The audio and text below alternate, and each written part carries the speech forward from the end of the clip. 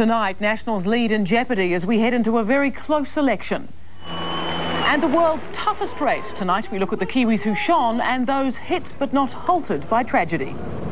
It's a personal battle with the darkness inside of ourselves that wants to say, I want to quit, I don't want to go on, and yet people keep going.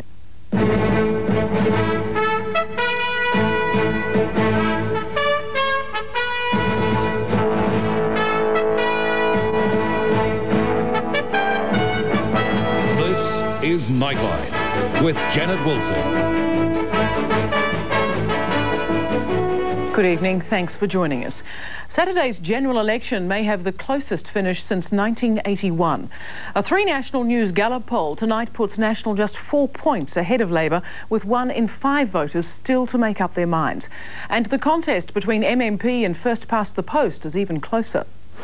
Jim Bolger in Nelson. After yesterday's ambush in Invercargill, the PM was today back in search of photo opportunities. Staff here were told to behave themselves.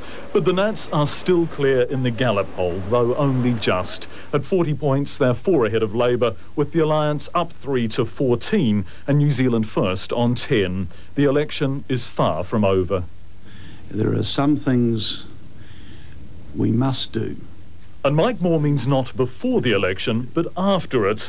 Moore today laid out Labour's immediate priorities for when it becomes government. Bolger's response to Moore's post-election plans was predictable. Well, I think the first thing the Labour Party will do after Saturday, they'll have a caucus meeting to elect a new leader.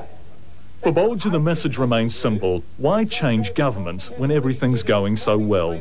Mike Moore himself remains the country's preferred Prime Minister, 8 points ahead of Jim Bolger, with Winston Peters 6 points clear of his old boss and Jim Anderton on 9. The Alliance leader's fortunes continuing their trend upwards. But Jim Anderton himself says he's been in politics too long to be fussed by the polls, though they do help party workers. I guess for the troops, not for hardened veterans like me, it does lift morale, because if you're not all that experienced in politics, you look for these sort of signs like chicken entrails. Perhaps Anderton's most important poll is this one. MMP and first past the post are now neck and neck, 42% each. MMP supporters today held a Guy Fawkes rally at Parliament. Gunpowder and all, they may have been outspent by their opponents, but not necessarily outgunned. John Campbell, 3 National News. A Kiwi inventor who returned for his mother's funeral ended up being arrested in Christchurch today. Rick Mayne left New Zealand owing $1 million 7 years ago. Rick Mayne arrived at his mother's funeral this morning knowing that the police were closing in on him. They were looking for me this morning with warrants. I can't understand the complete turnaround from coming in to going out. Mayne flew into Christchurch on Sunday after Customs agreed on humanitarian grounds not to seek an arrest. Mayne has been negotiating with Customs from his base on Australia's Gold Coast to settle an outstanding tax bill of $1 million. Mayne's invention, the split-cycle engine, has made him a multi-millionaire. But he's always maintained he was over-assessed for tax in New Zealand. However, when his elderly mother's health began to fail, he offered to repay the full amount. When Rick Mayne's mother died, the Director of Revenue for Customs told 3 National News she would speak to the local boss, Ian Fawcett. Just to make it clear to him that we're not looking for Mr Mayne to be arrested at the airport in those circumstances. And you can guarantee he won't be arrested whilst he's in New Zealand? I can guarantee that Customs won't be seeking to arrest him, and I would expect Mr Fawcett to liaise closely with any other authority. Mark Jennings, 3 National News. Sam Neill has been named New Zealand's Entertainer of the Year tonight in Auckland. Neill scored both commercial and critical success this year with leading roles in the movies Jurassic Park and The Piano. In other national news tonight, the bells are ringing for Telecom, who've dialed up $250 million profit for the first half of their financial year. The country's biggest public company puts it down to the economic upturn and the cell phone. Mobile phones sparked the good result with a 40% increase in connections. The improved profits also been helped by increases in national and international calls, along with cost-cutting and restructuring. Revenue growth is not actually particularly strong. They've been suffering losses in national and international calls because Clear's been coming in and taking market. But Telecom's confident the profit increases will continue for the next 3 or 4 years. And the latest in a series of rolling nurses' strikes hits South Canterbury. Nurses want a pay rise of about 5% and have turned down a 1% offer. Hospitals report no major problems so far. In world news tonight, at least 35 people have died after 2 passenger trains collided on a single track near the Indonesian capital of Jakarta. The front carriages of one train were thrown into the air and came down on the top of the other train. As many as 100 people were injured. In Australia, a tourist bus ran off the road after a collision with a truck. At least 9 people died. Victoria Police described the accident as one of the worst in the state's history.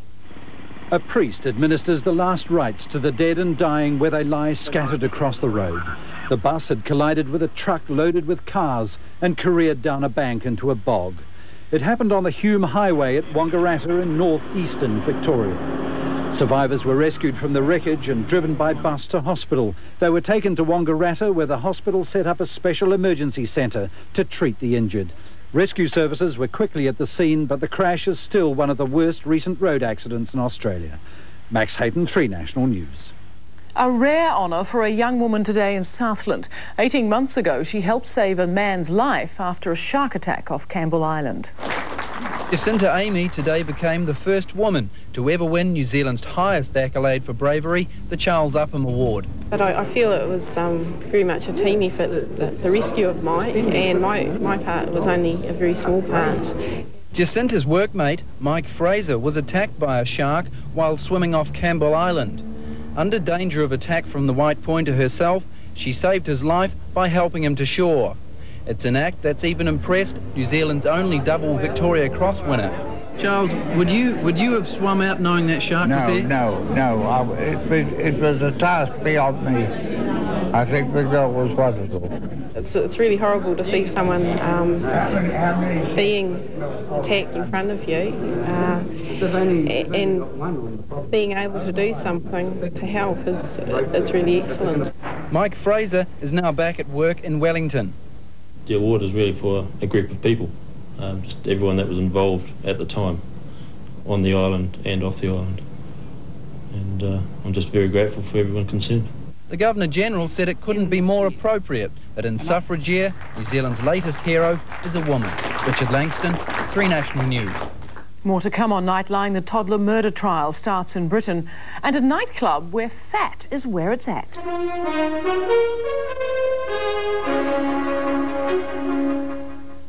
Before this program arrived, it used to be rather difficult keeping tabs on what extraordinary events were happening outside New Zealand. Now it comes fresh to your home every week, so it isn't hard to grab your copy. 8:30 Wednesday on TV3.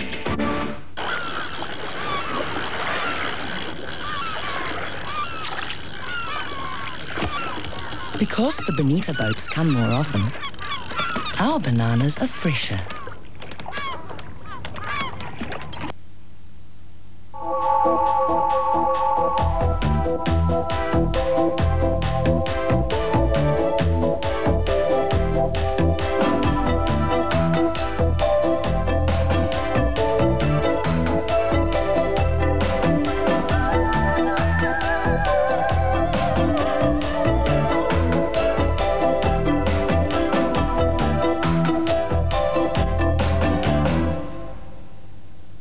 Here's a riveting November offer from Pit Stop. A new rear muffler for most popular makes of cars installed for just $99, and that includes GST. These are just a few examples. Find out more at your nearest Pit Stop, the undercar experts.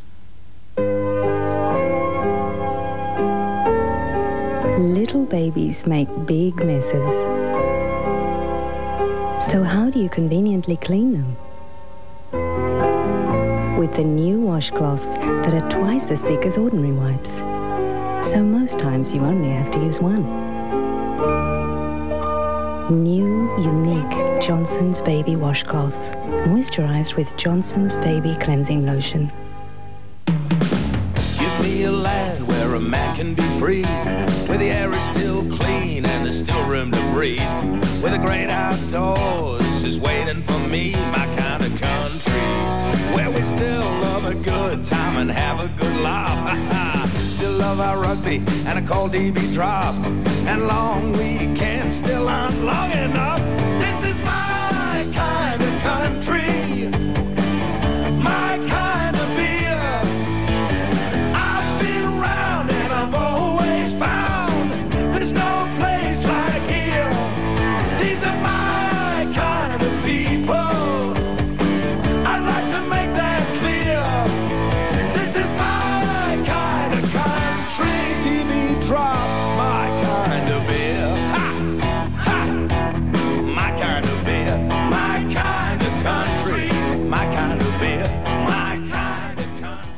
Wednesday, the Ralston Group's complimentary. The man has charisma, the man has courage. Well, almost. I wish them a lot of bad luck. I hope they break their legs. Just a little. I hope their cats die. I really despair sometimes. Then on Four Corners, we show you how to survive a heart attack. We take you inside a hospital emergency room where cameras caught this man on the brink of death. I got extremely upset at the situation. I think he's going to probably die. How would you cope? Four Corners after the Ralston Group, Wednesday on 3. 2 11-year-old boys may face life prison sentences if convicted in the James Bolger murder trial. In its first day, the court heard how the 2-year-old Bolger was abducted at a shopping mall and marched across Liverpool before being beaten to death. Police vans with blacked-out windows arrived at the courthouse with the youngest defendants ever to stand trial here for murder. 2 boys, 11 years old, identified by judges' orders only as Child A and Child B, pleaded not guilty. Platforms were placed beneath their chairs so they could see over the courtroom railing. The Liverpool boys are accused of abducting 2-year-old Jamie Bolger last February and beating him to death with bricks and a piece of metal. Today, the prosecutor called it a prolonged and violent attack. The government's case begins in the shopping mall where security cameras recorded 2 boys luring the toddler out to the street. His mother was shopping at the butcher's and momentarily lost track of him. 20 or more witnesses recalled seeing the 2 boys with a bruised and screaming youngster in tow. But in their 2.5-mile walk across Liverpool, no one tried to stop them. The prosecutor said the defendants dragged Jamie to this stretch of railroad track. There they smashed in his head, stripped some of his clothes, and left his body on the track where a train sliced it in 2. One defendant sobbed on the shoulder of a social worker as the prosecutor said it had genetic blood samples tying at least 1 boy to the murder. Ralph Bolger, Jamie's father, was in the court today. If convicted of the murder of his son, the 2 boys could receive, in effect, life sentences subject to review. New South Wales police are mounting the largest homicide investigation in the state's history after the identification of the remains of a 5th backpacker. Police believe the skeletal remains are those of a German tourist last seen alive in 1991. More than 100 police officers have been assigned to the case. Think big's a philosophy which has lost favour down under, but in Britain, a young Australian woman has reinvented the concept. Oh, so pretty, I feel pretty and witty and bright, and I pity any girl who isn't me tonight. A slash of long lashes, a dab of diamantes, and this secretary by day becomes, ta-da! A gothily glamorous fat femme. Meet the young Australian who's created a booming business out of being big. Hi, I'm Claire and welcome to Planet Big Girl.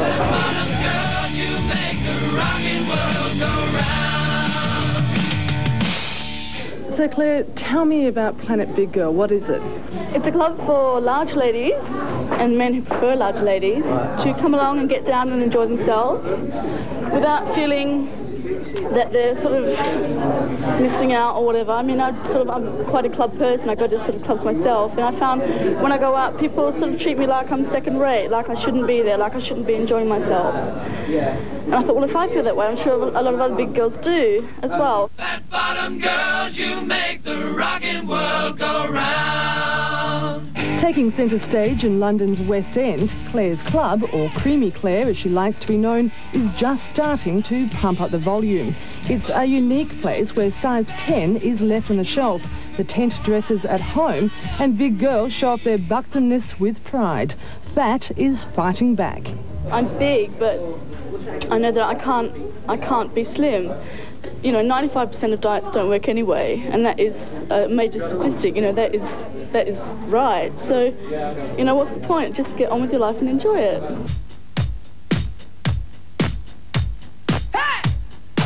Is it a pickup joint here? Is it a bit of a meat market? Or nightclubs, to be honest, don't you think? The guys nowadays, they want to know that you got a bit of meat on ya. The pickup lines flow thick and fast. Stupendous women, skinny men, big boys too, trying their luck. For Claire, the evening's a success, and she's even thinking of bringing Planet Big Girl down under. Well, coming up after the break on Sportsline, Gary Freeman takes a sensational sacking on the chin. An Irish horse takes the Melbourne Cup back to Europe, and leniency over an All Black stomping.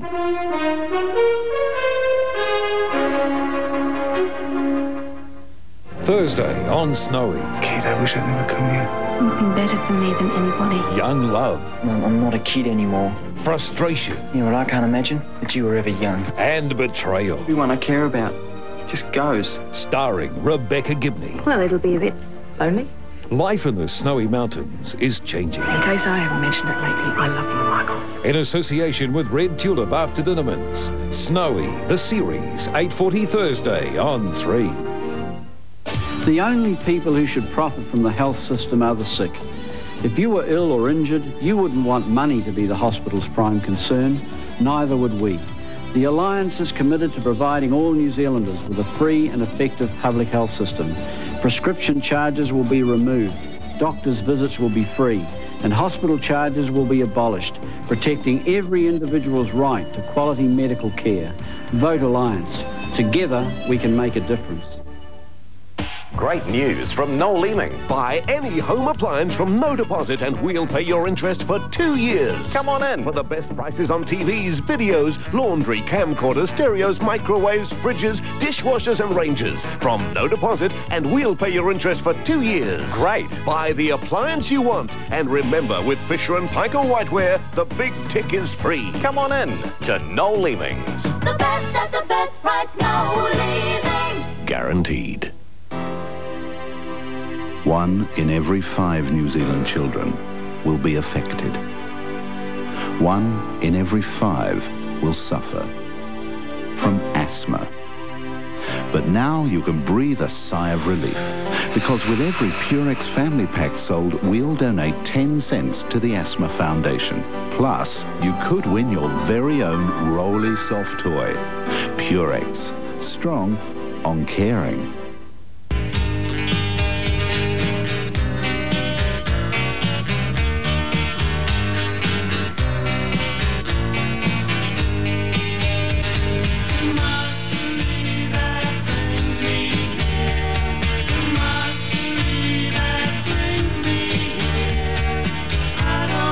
Motown, New Zealand's leading farm and garden machinery people, proudly present the show that's growing places. Living Earth, 7:30 Thursday on 3.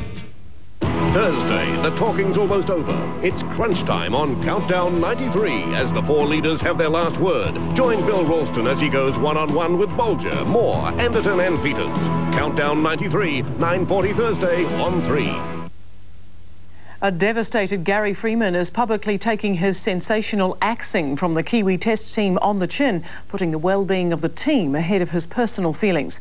Freeman, as well as Vice-Captain Mayne and wing Sean Hopp, have all been dumped in a high-risk throw of the dice by coach Howie Tamati as the tourists search for their first tour victory over a rampant Lions side. It eats you up, coaching. It eats you up, and that's what it looks like it's doing to Howie there at the moment. It's eating him up.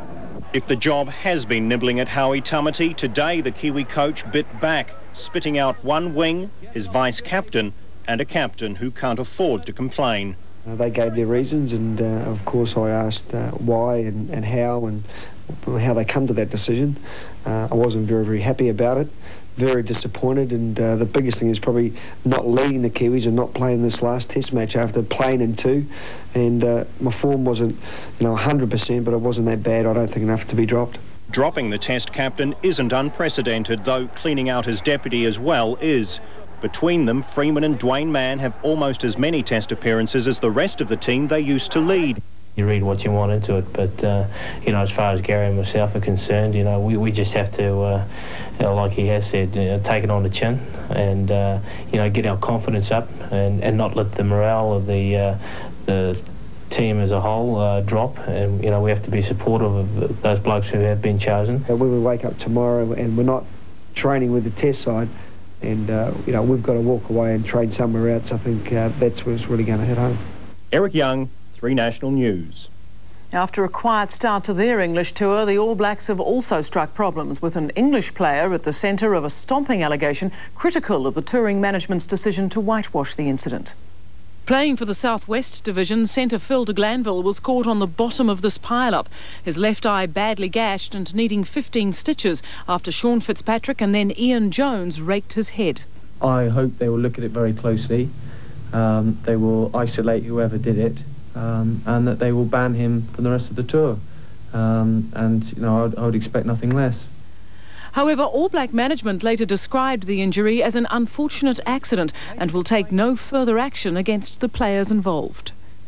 Australasian racing was forced to bow to European thoroughbred tradition late this afternoon when an Irish raider ran off with the Melbourne Cup, the first Northern Hemisphere trained galloper to win Australia's premier horse event.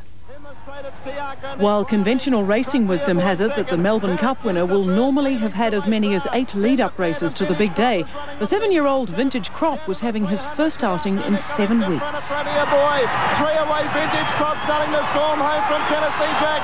Tiago Nick in front. Vintage crop is storming home on the outside. Vintage crop on the outside grabs Tiago Nick and Mercator, and the cup is going back to England. And vintage crop has won the Melbourne Cup. Well, an Irish stayer was also on form in the Madrid Golf Open, where our own Greg Turner finished 6 shots off the pace and in 11th place. For Ireland's Des Smith, it was his first tournament victory in 5 years, but he had to do it the hard way. Along with 19 other players, including Turner, Smith was forced to return for a 5th day to complete the final 8 holes after torrential rain washed out the previous day's play. Hundreds of weary athletes are heading home to all parts of the world tonight after the 15th annual Hawaiian Ironman triathlon. The Big Island's strength-sapping heat has turned the event into the ultimate survival test, even for superstars Mark Allen and Paula Newby-Fraser, who rate last Sunday's race the toughest of all time. Just surviving the 3.8 kilometre swim's a major ordeal, with more than 1,400 competitors in the water trying to jump the log jam. It was the ideal time to catch up with people on the pier who'd had their hopes dashed. Jim McLaren's competed with a prosthesis in place of his left leg. A road smash ruled him out this year. Well, it's a personal battle with the darkness inside of ourselves that wants to say, I want to quit, I don't want to go on, and yet people keep going. And I think that's, to me, why I love this race. It equalizes everyone to just a human being out there with a goal, trying to reach it. Also clobbered was Australian Greg Welsh. A car come across the other side of the road and cut me off, and I had a head-on collision with it, and I'm feeling the effects of torn ligaments in my knee. Back to the race, which was incredibly close in the swim, while the 179-kilometre bike leg was a real cat and mouse between the 2 German flyers, Jürgen Zach and Wolfgang Dietrich. Throw in Mark Allen and Paulie Kuru. One of the perennial favourites for the Hawaiian Ironman race is Scott Tinley. He's won the event twice. He's won the World Series title the last 3 years. And this year, he seems larger than life. 5-time women's winner Paula Newby-Fraser had cleared out in her section. Erin Baker, the only chaser, but losing rather than making ground. The pre-race favourites went on to justify their ranking. Mark Allen defying the heat to win for the 5th successive year and break his own race record. Today's race was very, very difficult for me. There was a lot of points where I felt like actually I probably wasn't going to be able to finish. One man who didn't have to queue for an interview was the man himself, the 6-time champion, Dave Scott. You know, when I come over here, I get a huge yearning to get back out there. I mean, I haven't raced here for 4 years now. I haven't raced competitively for 2.5, and you know, I can't fool anyone. I mean, I'm going to be 40 in a couple months. Kailua Kona is a sleepy gulch most of the year, but on race night, the place was pumping as the huge crowd cheered home the likes of 70-year-old Larry Fox of New Mexico, who took 16 3/4 hours. He finished in 1,350th place. 8 hours after finishing women's runner-up, Erin Baker was back on hand to offer her support. This is probably my last one, and I've never been down to this finish, which is really incredible. I felt really good today, so I'd sort of like, you know, you got to do a final farewell to this thing, and this is probably it. So here I am. And the other 1,352 finishers were just as glad to complete what was a very long day. Stephen Stewart, 3 National News. Well, moving right along to weather now. And Tuesday produced a fine day for the South Island while showers fell to the north. And by midday tomorrow, the anticyclone will cover much of the country while a cold front near Australia moves into the central Tasman. This will mean the odd shower and variable winds for Whangarei and Auckland. Hamilton is the same. However, Tauranga should wake to a fine day cooled by variable winds. The odd shower will wash over Rotorua, while New Plymouth should be fine with sou'easters dying out. Gisborne will see showers clearing and southerlies dying out, and further south, Napier and Hastings should become fine. Palmerston North will also be fine. However, the capital can expect showers clearing, driven by southerlies easing. A fine day should dawn in Nelson, while moderate nor'easters will blow cloud through Christchurch. A fine day is on the books for Dunedin, with moderate nor'easters which tend northerly to a fine and frosty Invercargill. That's Nightline for Tuesday. Thanks for your company. Join John Hawkesby and the 3 National News team tomorrow at 6. I'm Jannette Wilson. Good evening.